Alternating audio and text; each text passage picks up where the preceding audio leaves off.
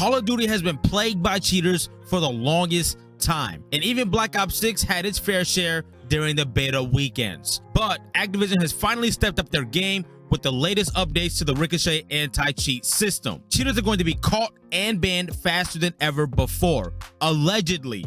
Heavy on the word allegedly. In this video, we'll dive into how these new measures are making a real difference and what it means for the future of fair play in Black Ops 6. So if you are tired of cheaters ruining your matches, stick around to see how justice is supposed to be being served. If this is your first time here, welcome, and if you are returning, welcome back. Feel free to light up the comment section as we go along. On October 25th, Call of Duty Black Ops 6 launches, and Ricochet anti-cheat will be live on day one, bringing it with new technology and upgrades to protect your experience. When it first launched, Ricochet anti-cheat committed to providing players with clear and transparent communication on our methods to protect the Call of Duty community from cheaters. Our technology and methods of detection have evolved so much, but the how and when we talk to the community simply needs to be more frequent and in line with our evolution. The Ricochet anti-cheat system has heard your feedback, and this progress report was written to provide a meaningful update on the issue of cheating, as well as outline the foundation for the year to come, beginning with the launch of Black Ops 6 and what lies beyond. Over the last year, we have been investing in numerous core systems, focusing on decreasing the time gap between when cheating occurs and when our systems are able to act. By building on this foundation, we will be able to evolve more quickly and respond more rapidly. More on how fast we are trying to be later. Now, I know this system will not be perfect, and they want cheaters to be packed up ASAP. But one thing that is just as annoying as cheaters are the false bans. False bans are a thing. Someone can just be straight up tearing up a lobby, and kids would just assume that they're cheating. Then they go ahead and all spam report them, and they get banned. Usually at that point, it is just a shadow ban, meaning that you are now under investigation.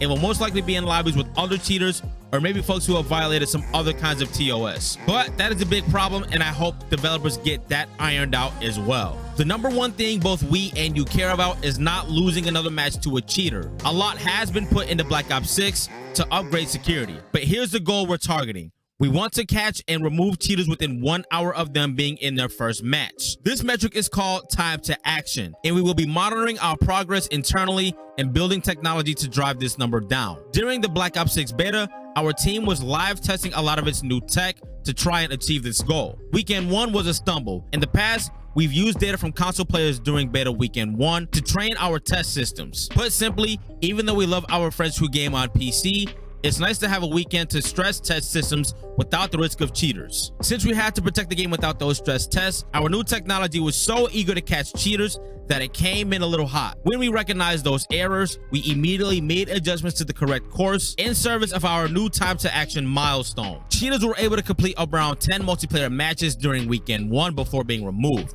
After tweaking our systems and developing new detection methods for weekend 2, we cut that time in half to 5 matches. That timing achieved our time to action goal.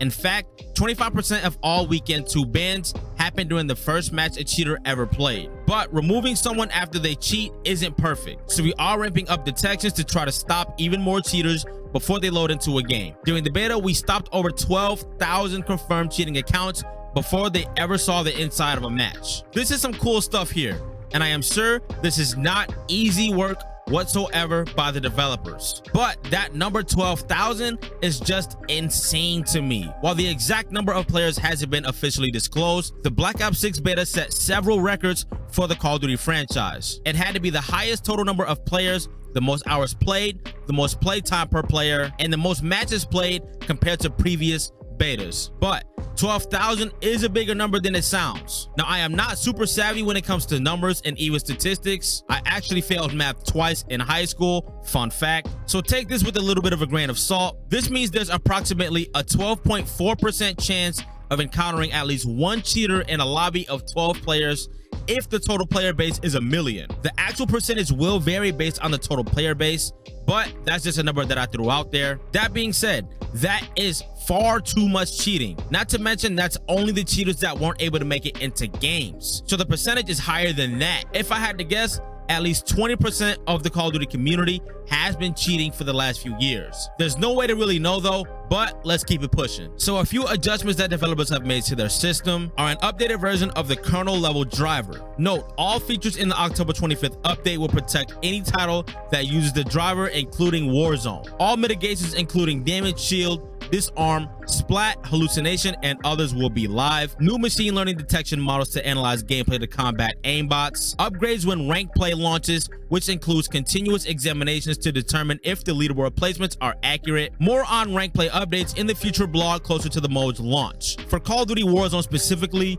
we've deployed new mitigations to interrupt cheaters. Stay tuned for a future report to learn about those new tricks. We're always looking for those breadcrumbs that find the bad actors and then get them out of the game. That's our commitment to the community. While Team Ricochet continues to develop and deploy client and server-side anti-cheat systems, we're looking at what comes next. Fighting cheats today on the client where illicit programs are activated is a little like battling a bad guy on its home turf. It is their machine and their code. Kernel level drivers on PC have enhanced anti-cheats reach, but cheaters are already offering cheats that go behind the kernel, even going as far to utilize special PC hardware that is designed entirely for attacking games and enabling cheating. What our team has been working on for the future is a suite of tools that use AI to find and fight cheaters. What baffles me though is all of the loopholes cheaters are willing to go through just to cheat. Like, how are you so bad at a video game to where you don't even want to get better? You just do all of this extra shit to cheat. But let's try to put ourselves in the cheater's shoes for a minute here. Why do cheaters do what they do? A few things that I can think of is maybe an ego boost. Many cheaters are driven by a desperate need to inflate their self-esteem. They can't handle losing and use cheats to avoid the sting of defeat, which is frankly pathetic if you ask me. Another thing is lack of respect. Cheaters often show blatant disregard for the hard work and dedication other players put in, especially in the competitive scene.